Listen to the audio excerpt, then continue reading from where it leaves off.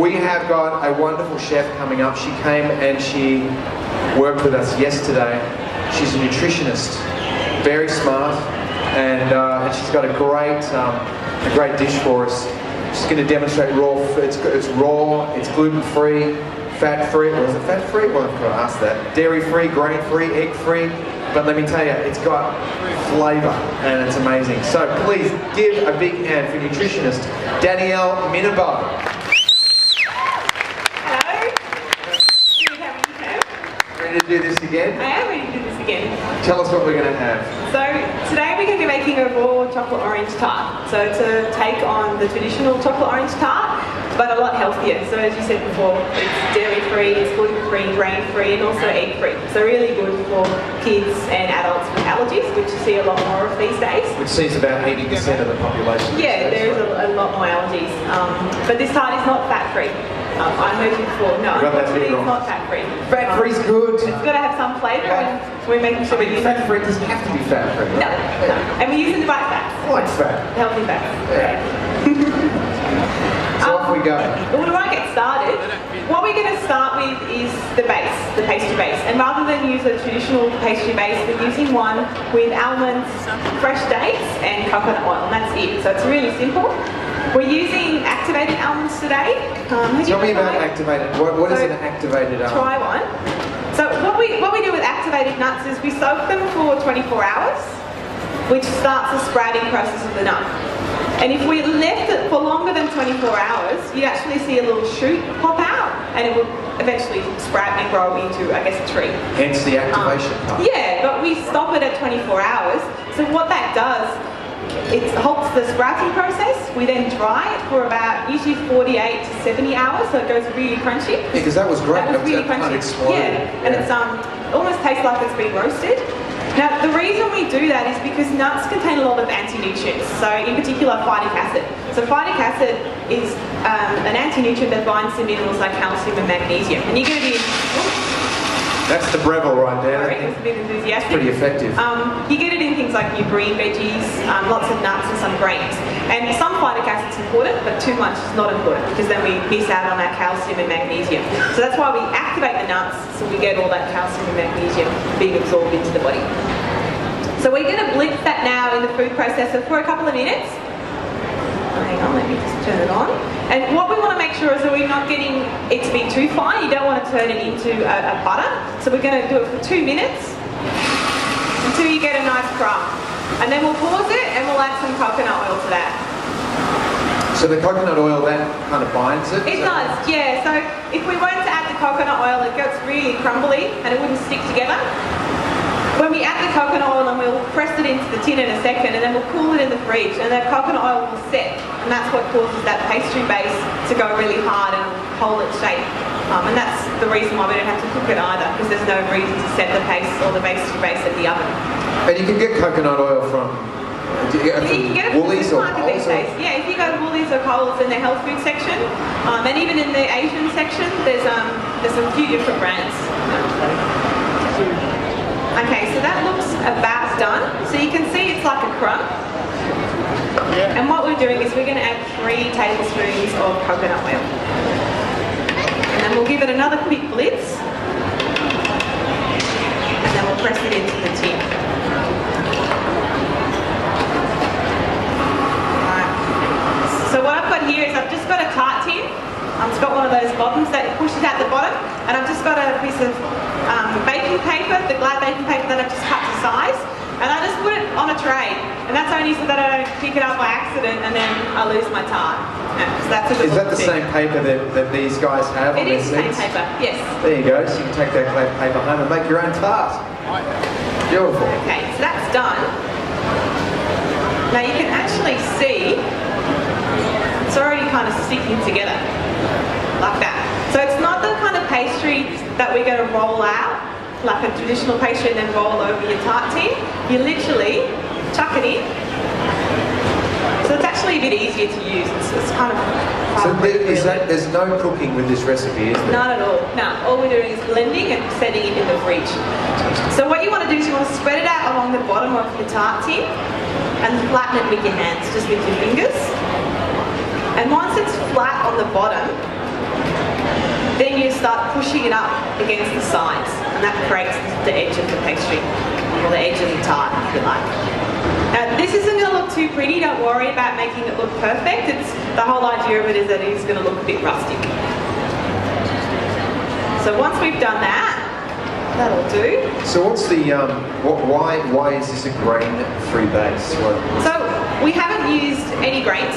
We've just nuts, dates, and coconut oil. And the reason we've done that is that my philosophy on nutrition is always to pick the most nutrient-dense foods available. So traditional pastries made with flour and white sugar, eggs and butter. I'll just put this in the fridge. And white flour and white sugar are stripped of their nutrients. So we're essentially getting nothing. We're getting taste, flavour, and we're getting some carbohydrates, but that's it. Whereas almonds and dates will still give us carbohydrates, but they'll also give us some protein, some good fats, lots of flavour, lots of minerals, and lots of nutrients. And that's why I tend to pick the grain-free options, and especially in a case like this. What about wholemeal flour? Yeah, look, like you could, that's again, that's going to have more nutrients. I pick more things like spelt flour is really good, or buckwheat flour. So again, they're grains that we don't use a lot of in our diet, and that's a good thing because we have so much wheat. And that's one reason why there's so many allergies to gluten and wheat in particular, because wheat features in almost every meal. You know, we have toast and cereal for breakfast, we have sandwich for lunch, and then we have pasta for dinner. There's wheat overload. So by picking other grains like buckwheat and quinoa, and even spelt, you can buy them as a flour, and you can easily use them in a normal pastry recipe instead of using a wheat flour. And you're removing the gluten and you're removing the wheat. Have any of you guys got wheat allergies or any of those sort of things? We are. Oh, you do? Yeah. I was going to say, there's usually there's a couple of people up there. Yeah. Husband. Oh, now I know why. Yeah. Got your personal chef. Smart. Right. So while that pastry base is sitting in the fridge, we're going to get on with the filling. Now the filling's really straightforward. We're going to use the same food processor, and instead of using almonds, we're going to use some cashew nuts. Now the reason I've used cashew nuts is because we want a kind of creamy flavour to the filling. That's the kind of creamy flavour you normally get from dairy. But instead of using cashews, they'll blend up, and you'll see in a second when we add the coconut oil, it actually ends up looking a bit like cream. Yet we won't use any dairy at all. So I'm going to blitz that for a good probably 3 minutes. It needs to go really fine, almost into a butter, and then we stop and add the coconut oil. So we'll give that a whiz. Is this a good blender, the Breville? Would you choose that? It's a great blender, yeah. I've actually got that older model at home. Oh, you do? Yeah. Yeah, all our products that we're using up here in the test kitchen are Breville. So thanks to Breville, and also thanks to Nebel Kitchens. Nebel designed and put this this kitchen together for this specific event, and you can talk to the gals up there. They'll help you out. Might even give you a bit of a Cameron Dabo Smooth FM discount. I don't know. Let's see. How are the cashews coming on? They're good. So what you might need to do is stop it halfway, and you just want to spray it down the sides because it kind of gets stuck at the bottom and on the edge. And that's just because the blender's breaking up the nuts and it's releasing all the oil, and they kind of stick together. So it's almost there. It needs probably another 30 seconds, and then we'll add the rest of the ingredients. So my son is 14 years old, and he is a mad chef. He loves it, and he cooks cakes and pretty much things that he's not allowed to eat. We don't let him eat. He makes, so he gets to eat it. But I said to my wife this morning, I said, I met this great gal yesterday called Danielle, and she's a nutritionist, and she makes this cashew butter, and all you do is add coconut oil and cashews. I said, I want to do that. She goes, we've been doing it for like 2 years. But I your said, I wife didn't has know been that. doing it. Yeah. And your son's doing everything that you're doing. So I'm going to pay more attention. So we'll scrape down the sides before we add the coconut oil. And what I'm doing is I'm adding 180 grams. Now this might seem like a lot, but you have to remember that we're getting 10 pieces out of this tart. In actual fact, we can probably get 12 because it's really rich. There's other uses for that, for the coconut oil too, Definitely, isn't there? yeah. It's really good on your skin or even in your hair. You can cook with it as well. So what's great about coconut oil is that the heating temperature of the oil is really high. So it's a very stable oil. So you can heat it to an incredibly high temperature and the oil won't go rancid. So for example, olive oil, if you cook it at a high temperature, it will actually go rancid, which is detrimental to your health. So coconut oil is great to use as an alternative. And when we have it raw like today, it's also really rich in something called lauric acid. So lauric acid has really strong antifungal and antibacterial properties. So it's great for gut health and for immune function as well. So if we stop this now, you can actually see it does look like cream. And we're going to now add the cacao powder and a bit of salt.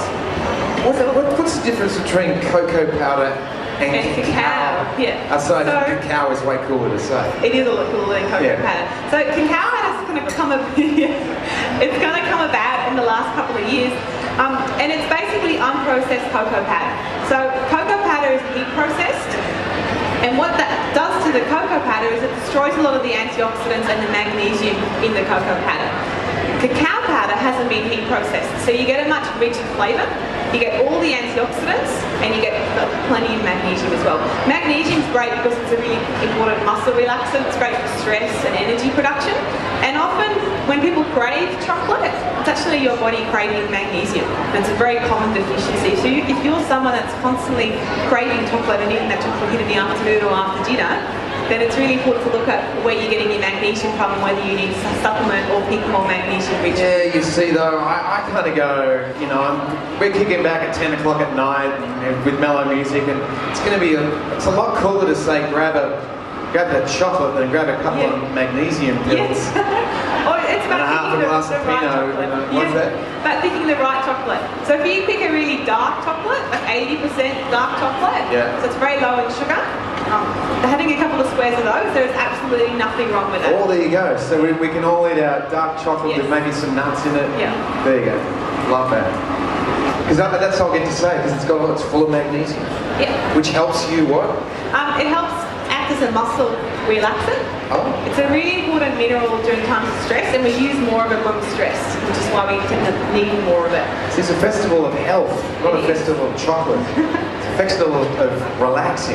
And it's really important for energy production as well. So if you're someone that's quite active, it's really important to look at your magnesium levels because you'll use more to generate ATP or generate energy. So this has come out now, and you can see it's almost like a really thick chocolate sauce. So we're going to add the final ingredient, pour it into our tart base, and then set it in the fridge. So when it comes out, it's not going to be this runny, it's going to set. So once we've done that, we're going to zest in the zest of one orange, and then we're also going to add in some maple syrup, which is our sweetener that we're using today. Not sugar. Not sugar, no. So again, referring back to what I said before, my philosophy on nutrition is always to pick the most nutrient-dense options. So if I'm going to have something sweet, that's fine, I'll have it, but I'll try and pick options like maple syrup or honey, or even coconut palm sugar, because they provide you with some nutrition as well as some sweetness. So maple syrup, for example, is really high in something called boron and manganese. They're two minerals that are really important to help with bone density and to help encourage bone growth. So really good to help prevent. So you guys thought you were just going to get something sweet. You didn't know you were in for a nutrition. You're getting a lot more now. Yeah. What do you charge an hour? Yeah. It's free. So what we're doing now is we're just adding in the orange zest. So I'm going to add the whole zest because I want it to have a really strong orange flavour. If you're at home, you can add the juice as well as you want. What's the difference? Well, we touched on this yesterday, but there are other sweeteners like agave. Are they? So, people have sort of gone off that a bit now. They have, yeah. Or I hope so anyway. Agave became really trendy a couple of years ago, and it was practically everything. If you go to a health food store, it was in all the chocolate. It's in smoothies. When you go to a health bar, agave is one of those sweeteners that is actually quite processed. So when I pick my sweeteners, I pick them because they're nutrient dense, but also because they haven't undergone a lot of processing to get to the finishing point. So when we look at honey and maple syrup, honey comes from the hive, the maple syrup comes from the tree, and there's not a lot of difference between how it's harvested and what it ends up with in the jar. Whereas agave syrup actually comes from a cactus plant. And when I look at the cactus plant and then I look at agave syrup, which is very much like the maple syrup, it's the same colour, that golden colour, I look at it and I can't figure it out. How does it end up from that to that? And it's actually a very involved process that involves a lot of heat. And then the end result might taste good, but I'd much rather pick maple syrup or honey. The other thing that I'm always questionable about is the manufacturers of agave syrup. So agave syrup tastes exactly the same as high fructose corn syrup, which comes from corn. And there has been some speculation that some manufacturers and producers have just been replacing agave syrup and selling it, or replacing it with high fructose corn syrup and selling it as agave syrup. And you're actually getting a completely different product. And high fructose corn syrup is very lethal for you. It's in a lot of our soft drinks, but you're well on your way to type 2 diabetes if you're having that. It's pretty sketchy, isn't it? It is very sketchy. Yeah. I remember I spent some time in Canada, which is where the maple syrup, most of it comes from, and then you just you see these buckets hanging off maple trees, and I remember asking someone what that was, and they said, oh, it's a tap that goes straight into the tree, and they hang the bucket over, and a week later you get a bucket full of maple syrup. So... And that's really how, when you think about how we harvest and neglect our food, obviously we can't physically do that, right. But if we can try and stick to that as much as we can, I think that's how we should be picking the foods that we choose to eat. Then you can see I've just pulled the tart out of the tin, or not tart out of the tin, I've pulled it out of the fridge, and it's already set, even in that few minutes time, and I'll just keep pressing it a bit more up against the sides, because it was a bit warm before. And now we're just going to pour our filling in. So, the reason I added my maple syrup after I blended it is because if we add it all in the blender, it will seize and it'll actually split, which is not what you want. So make sure that you mix your cashew nuts with your coconut oil and your cow powder, pour it out, and then add your maple syrup. And if you're not into like orange chocolate, can you use alternatives? Yes, definitely. Yeah. So what would you suggest? chocolate goes great with almost anything. So you can add mint, whether you add some fresh mint or some mint peppermint oil or peppermint essence. Really nice with chili as well. Yeah, so adding some chili powder or some chili flakes if you like it a bit hot. And also really good for coffee. So you can add a coffee shot to that. So rather than the orange, just add an espresso coffee shot to that mix and mix it through. Just one shot? Just one. I'll probably do one shot unless you love coffee. Then you might do 2, but does the coffee enhance the flavour of the chocolate? It would, yeah. Adds a really nice depth to it. So we just spread that out. It doesn't need much help because it's already quite soft. And what we're going to do now is we're going to sprinkle on some crunch. And that's going to be our cacao nibs. So, cacao nibs, I'll show the cameraman. You can see they're little ground up crunchy bits. Now, where they come from, where we get our chocolate from is from a cacao pod. It looks almost like a papaya of a tree. When we split it, there's lots of white flesh inside, and inside that are the seeds of the pod, and they look like Brazil nuts when they pull them out. And what they do is they roast them or dry them, and then they grind them down, and that's what you end up with cacao nibs. And they're really crunchy, and when we put this in the fridge, the tart will set, but the cacao nibs won't go soggy. So if I was to use, roasted hazelnuts instead, after a couple of hours, they'd actually go soggy, and then you don't really get the crunch that you're after. But the cacao nibs, that won't happen. But by themselves, they're really bitter, so they need to go on something that's sweet. Some people will eat them by themselves if they feel like chocolate, but I can't keep myself because they're just too bitter. It needs a bit of sweetness. Yeah. And the last thing we'll do is we're just going to add a bit more orange zest, and that's just going to give it a bit of colour because it's quite dark at this point. Yeah. So we just want to brighten it up a bit, and it intensifies the orange flavour as well. That's amazing. Hey, Danielle has very generously furnished us with 2 Food to Nourish gift bags. They're full of her products. So there's there's 2 to give away. Underneath your seat, you may find a laminated plastic square. Go for it. Whoever's got them will get a Food to Nourish gift bag that Danielle's put together. I believe there's one down the front. There's one there. Congratulations, you won. And there's another one at the front. Oh, the front row has it. Well done. You can pick those up on the way out. Actually, see Polly and the promotions team. They are somewhere around. You'll see them. So there you go. Thank you for that. Yeah, that's right. So we've finished the tart. We've added the orange. Now this is going to go back in the fridge to set for a couple of hours before you want to serve it. Like I said before, it's very rich. You can see how much coconut oil is in that. So even though you might be able to cut yourself a really big slice, physically you're not going to be able to eat that. So keep it really thin because it is so rich, and make sure you keep it stored in the fridge. So as soon as it comes out, you'll notice it'll soften up quite fast. So it has to be stored in the fridge. Does it work frozen too? No, I wouldn't do frozen. Yeah, that'd be too hard. Yeah, you might break your teeth on that. Yeah. Right. Well, I guess you can make it really hard without being Yes. frozen. Yeah, and generally what I do is before I serve it, I'll pull it out of the fridge maybe 30 minutes beforehand, and that will soften it up a little bit, so you get a really nice fudge-like texture. Great. Who's ready to taste some?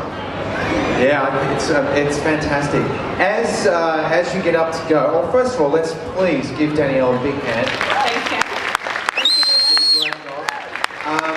I just did want to say that today is our last day of the Festival of Chocolate at 1:30.